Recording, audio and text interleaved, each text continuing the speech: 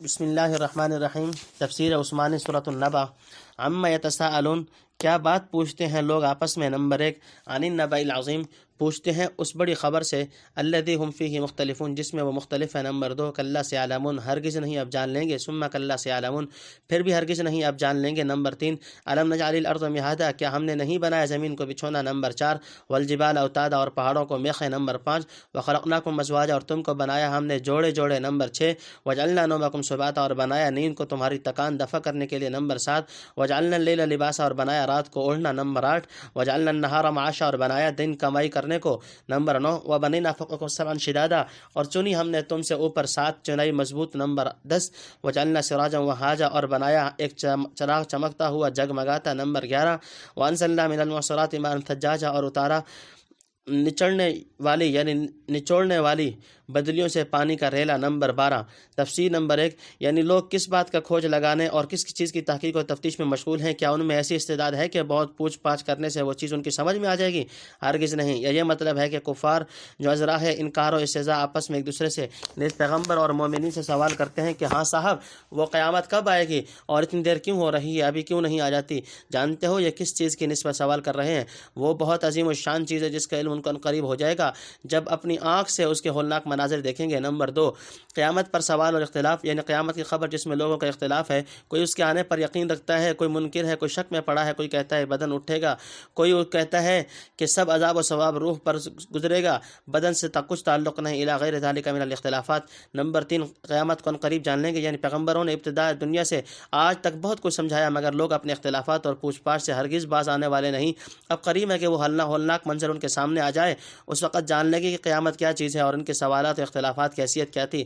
Number 4، زمین کا بچھونا جس پر سکون و اطمینان سے آرام کرتے اور کروٹیں بدلتے ہیں۔ نمبر 5، پہاڑوں کی میخیں، جیسے کسی چیز میں میخ لگا دینے سے وہ چیز اپنی جگہ سے نہیں ہلتی، ایسے ہی ابتدا میں زمین جو کانپتی اور لرزتی تھی اللہ نے پیدا کر کے اس کے اضطراب اور کپکپی کو دور کیا، گویا زمین کو ایک طرح کا سکون پہاڑوں سے حاصل ہوا۔ نمبر 6، مرد و عورت کے جوڑے، یعنی مرد کے سکون اور راحت کے لیے عورت کو اس کا جوڑا بنایا۔ ومن آیات ان خلق لکم من انفسکم ازواجا لتسکنوا الیہا، روم رکوع۔ نمبر 3، ازواج سے مراد طرح طرح کے اشکال و الوان وغیرہ ہوں۔ نمبر 7، سکون دینے والی نیند، یعنی دن بھر کی دوڑ دھوپ سے تھک کر جب آدمی نیند لیتا ہے تو سب تعب اور تکان دور ہو جاتا ہے، گویا نیند تو نام ہی سکون و استراحت کا ہے۔ آگے نیند کی مناسبت سے رات کا ذکر کرتے ہیں۔ نمبر 8، رات کا لباس، جیسے آدمی کپڑا اوڑھ کر اپنے بدن کو چھپا لیتا ہے، اسی طرح رات کی تاریکی مخلوق کی پردہ داری کرتی ہے، اور جو کام چھپانے کے لائق ہوں عموماً رات کے اندھیرے میں کیے جاتے ہیں، اور حصی طور پر بھی شب کو کپڑا اوڑھنے کی ضرورت دن سے زیادہ ہوتی ہے کیونکہ نسبتاً وہ وقت خنکی اور ٹھنڈک کا ہوتا ہے۔ نمبر 9، معاش کے لیے دن، یعنی عموماً کاروبار اور کمائی کے دھندے دن میں کیے جاتے ہیں جن کا مقصد یہی ہے کہ اپنی اور اپنے بال بچوں کے حوائج کی طرف سے دل کو سکون و اطمینان نصیب ہو۔ آگے رات دن کے مناسبت سے آسمانوں اور سورج کا ذکر فرماتے ہیں، یا یوں کہو کہ زمین کے مقابل آسمان کا بیان ہے۔ نمبر 10، یعنی 7 آسمان بہت مضبوط بنائے جس میں آج تک اس قدر مدت گزرنے کے باوجود کوئی رخنا نہیں پڑا۔ نمبر 11، یعنی آفتاب جس میں روشنی اور گرمی دونوں وصف موجود ہیں۔ نمبر 12، لبریز بادل، نچڑنے والی بدلیاں یا نچڑنے والی ہوائیں۔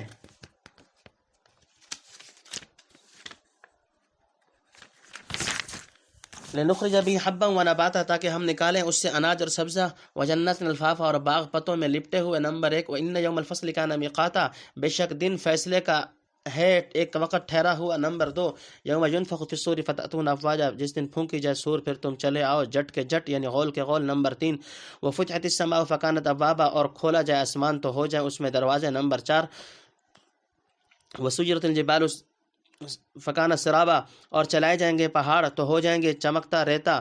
نمبر 5، ان جہنم کانت مرصادا، بے شک دوزخ ہے طاق میں، للطاغین مآبا، شریروں کا ٹھکانہ۔ نمبر 6، لابسین فیہا احقابا، رہا کریں اس میں قرنوں۔ نمبر 7، لا یذوقون فیہا بردا ولا شرابا، نہ چکھیں وہاں کچھ مزہ ٹھنڈک کا اور نہ پینا ملے کچھ، الا حمیما وغساقا، مگر گرم پانی اور بہتی پیپ۔ نمبر 8، جزاء وفاقہ، بدلہ ہے پورا، انہم کانوا لا یرجون حسابا، ان کو توقع نہ تھی حساب کی، وکذبوا بآیاتنا کتابا، اور جھٹلاتے تھے ہماری آیتوں کو مکرا کر۔ نمبر 9، وکل شیء احصیناہ کتابا، اور ہر چیز ہم نے گن رکھی ہے لکھ کر۔ نمبر 10، فذوقوا فلن نزیدکم الا عذابا، اب چکھو کہ ہم نہ بڑھاتے جائیں گے تم پر مگر عذاب۔ نمبر 11، ان للمتقین مفازا، بے شک ڈر والوں کو ان کی مراد ملنی ہے، حدائق وعنابا، باغ ہیں اور انگور، وکواعب اترابا، اور نوجوان عورتیں ایک عمر کی سب۔ نمبر 12، وکأسا، اور پیالے۔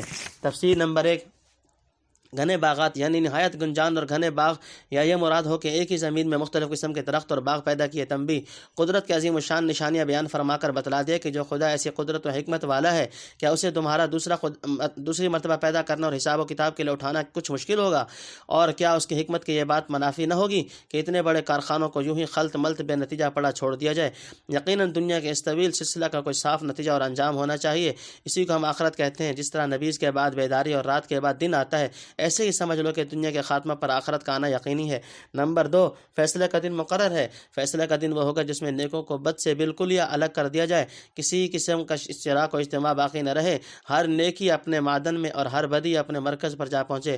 ظاہر ہے کہ ایسا کامل امتیاز و افتراق اس دنیا میں نہیں ہو سکتا، کیونکہ یہاں رہتے ہوئے زمین، آسمان، چاند، سورج، رات دن، سونا جاگنا، بارش، بادل، باغ، کھیت اور بیوی بچے تمام نیکوں اور بدوں میں مشترک ہیں۔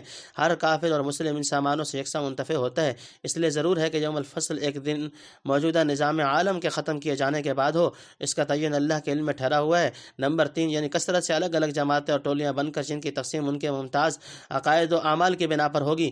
نمبر 4، آسمان کا کھلنا اور دروازے پیدا ہونا، یعنی آسمان پھٹ کر ایسا ہو جائے گا گویا دروازے ہی دروازے ہیں، شاید اس کی طرف اشارہ ہے۔ دوسری جگہ فرمایا وَيَوْمَ تَشَقَّقُ السَّمَاءُ بِالْغَمَامِ وَنُزِّلَ الْمَلَائِكَةُ تَنزِيلًا، الفرقان رکوع نمبر 3۔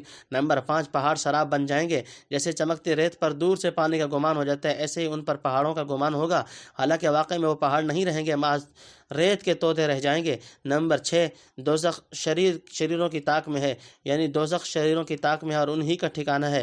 نمبر 7، جن کا کوئی شمار نہیں، قرن پر قرن گزرتے چلے جائیں گے اور ان کی مصیبت کا خاتمہ نہ ہوگا۔ نمبر 8، دوزخ میں پینے کے لیے پیپ، یعنی نہ ٹھنڈک کی راحت پائیں گے، نہ کوئی خوشگوار چیز پینے کو ملے گی، ہاں گرم پانی ملے گا جس کی سوزش سے منہ جھلس جائیں گے اور آنتیں کٹ کر پیٹ سے باہر آ پڑیں گی، اور دوسری چیز پیپ ملے گی جو دوزخیوں کے زخموں سے نکل کر بہے گی۔ اعاذنا اللہ منہا ومن سائر انواع العذاب فی الدنیا والآخرہ۔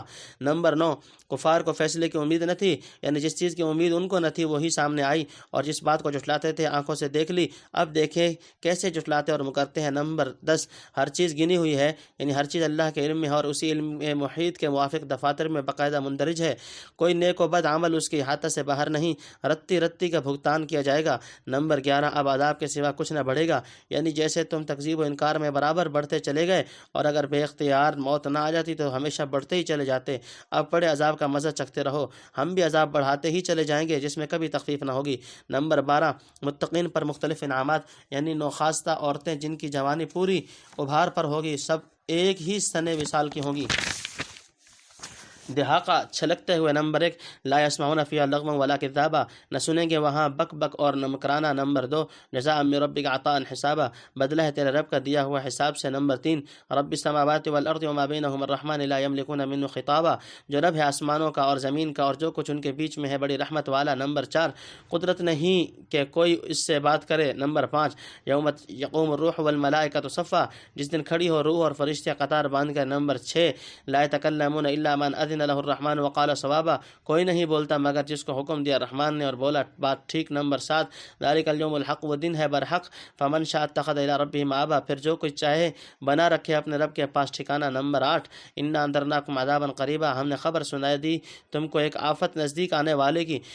یوم ینظر المرء ما قدمت یداہ ویقول الکافر یا لیتنی کنت ترابا، جس دن دیکھ لے گا آدمی جو آگے بھیجا اس کے ہاتھوں نے۔ نمبر 9، اور کہے گا کافر کسی طرح میں مٹی ہوتا۔ نمبر 10، تفسیر نمبر 1، یعنی شراب طہور کے لبریز جام۔ نمبر 2، جنت میں جھوٹ اور لغو نہیں ہوگا، یعنی جنت میں بہودہ بکواس یا جھوٹ فریب کچھ نہ ہوگا، نہ کوئی کسی سے جھگڑے گا کہ جھوٹ بولنے اور مکرنے کی ضرورت پیش آئے۔ نمبر 3، یعنی رتی رتی کا حساب ہو کر بدلہ ملے گا اور بہت کافی بدلہ ملے گا۔ نمبر 4، یہ بدلہ بھی محض بخشش اور رحمت سے ہے، ورنہ ظاہر ہے کہ اللہ پر کسی کا قرض یا جبر نہیں، آدمی اپنے عمل کی بدولت عذاب سے بچ جائے یہی مشکل ہے۔ رہی جنت، وہ تو خالص اس کے فضل و رحمت سے ملتی ہے، اس کو ہمارے عمل کا بدلہ قرار دینا یہ دوسری ذرہ نوازی اور عزت افزائی ہے۔ نمبر 5، اللہ کا عظمت و جلال، یعنی باوجود اس قدر لطف و رحمت کی عظمت و جلال ایسا ہے کہ کوئی اس کے سامنے لب نہیں ہلا سکتا۔ نمبر 6، روح اور فرشتوں کی قطار، روح فرمایا جانداروں کو یا روح القدس جبرائیل مراد ہوں، اگر بعض مفسرین کے نزدیک وہ روح اعظم مراد ہے جس سے بے شمار روحوں کا انشعاب ہوا ہے، واللہ عالم۔ نمبر 7 یعنی اس کے دربار میں جو بولے گا اس کے حکم سے بولے گا اور بات بھی وہی کہے گا جو ٹھیک اور معقول ہو، مثلا کسی غیر مستحق کی سفارش نہ کرے گا۔ مستحق سفارش کے وہی ہیں جنہوں نے دنیا میں سب باتوں سے زیادہ سچی اور ٹھیک بات کہی تھی، یعنی لا الہ الا اللہ محمد رسول اللہ۔ نمبر 8 یعنی وہ دن آنا تو ضروری ہے، اب جو کوئی اپنی بہتری چاہے اس وقت کی تیاری کر رکھے۔ نمبر 9 یعنی سب اچھے برے اگلے پچھلے اعمال سامنے ہوں گے۔ نمبر 10 کافر کہے گا کہ میں مٹی ہوتا، یعنی مٹی ہی میں رہتا، آدمی نہ بنتا، کہ آدمی بن کر ہی اس حساب کتاب کی مصیبت میں گرفتار ہونا پڑا۔ سورہ نبأ الحمدللہ اپنے اختتام کو پہنچی۔